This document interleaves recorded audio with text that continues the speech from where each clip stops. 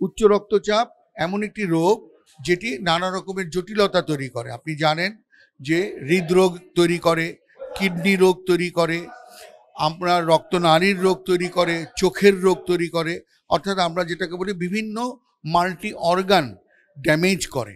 যার জন্য এই উচ্চ রক্তচাপ কোনো একটি অঙ্গের রোগ নয়, এটি একটি শরীরের রোগ যা পুরো শরীরকেই আক্রান্ত করে।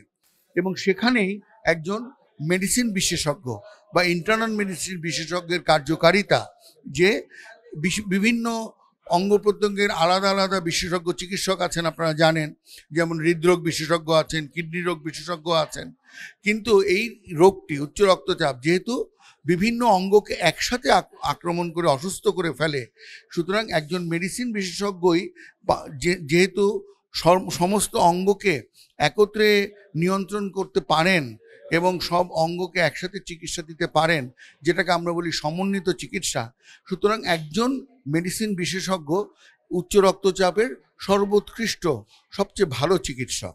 হ্যাঁ, তিনি যখন মনে করবেন যে না, কিডনির অবস্থাটা উচ্চ রক্তচাপের কারণে এতটাই খারাপ হয়েছে যে এখন ডায়ালাইসিস বা অন্য কোনো বিশেষায়িত চিকিৎসা কিডনি বিশেষজ্ঞের কাছ থেকে নিতে হবে, বা হৃদরোগের কোনো বিশেষায়িত চিকিৎসা হৃদরোগ বিশেষজ্ঞের কাছ থেকে নিতে হবে, তখন তিনি রুগীকে তার কাছে পাঠিয়ে দিবেন।